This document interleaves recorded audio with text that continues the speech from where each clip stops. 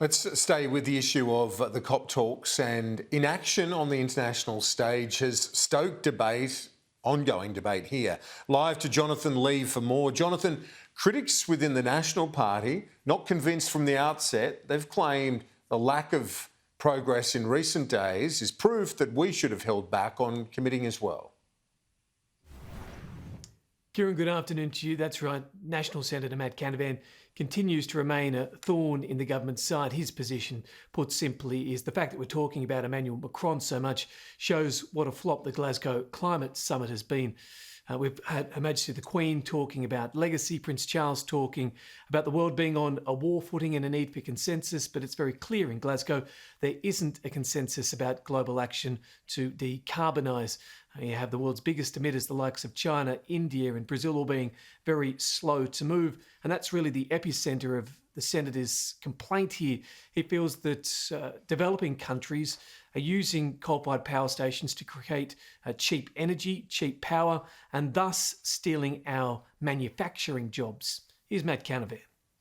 The reality is, yes, we have cut our carbon emissions in the past 15 years, but we've also lost millions and millions of dollars of manufacturing.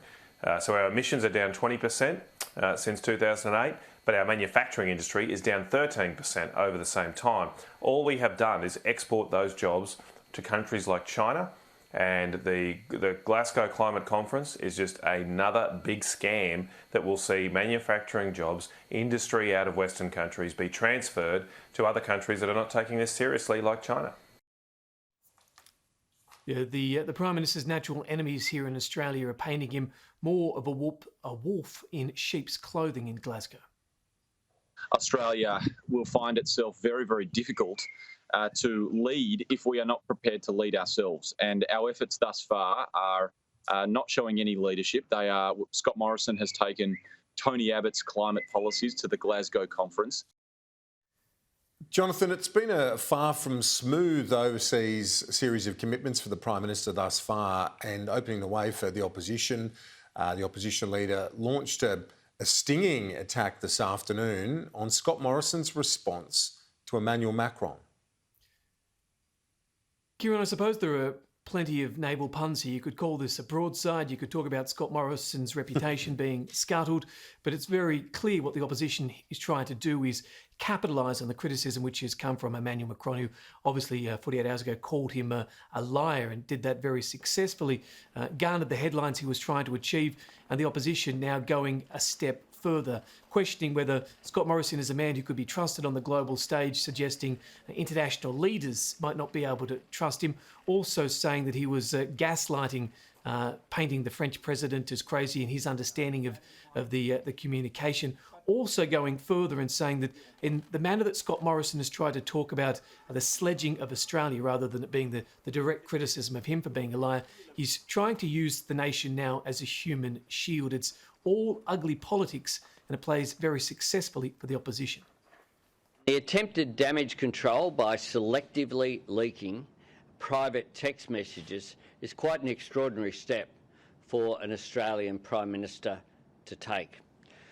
Leaders of countries and indeed people in their everyday life need to be able to engage in a professional way. And the leaking of this selected text message isn't the first time that we've seen that occur from this Prime Minister. Pretending also that personal criticism of him is criticism of Australia is using our nation as a human shield. Now, Kieran, we both know the submarine deal is one of the largest in the nation's history. It's also been a protracted argument, but the government throughout it all has maintained that the $90 billion contract was on time, it was on budget, it was going to meet all the needs that Australia required in our rapidly evolving region. But Barnaby Joyce has responded, and he's followed the line of the Prime Minister. In fact, he's probably done it in more of a vaudevillian style, saying that the French would have known there was problems if only they'd listened to Senate estimates. Now, I reckon that there'll be someone in there smart enough to be watching Senate estimates if they couldn't sleep that night, and they'll be watching and go, qu'est-ce que c'est? C'est très mal. Oh, formidable. Vous téléphonez Australie? You know, this is. They wouldn't be just sitting there going, oh yeah, mate, she's looking a bit rough in the Senate, but things are okay. Yeah, perhaps once the nation's best retail politician turning comedian. Tomorrow, Kieran, we will have the French ambassador speaking at the press club, ensuring that the Prime Minister's reputation remains thoroughly scuttled. Yeah, and I hope to hear what his interpretation is of Barnaby Joyce's shot across the bow, or maybe scattergun, whatever it was. Jono, thank you, appreciate it.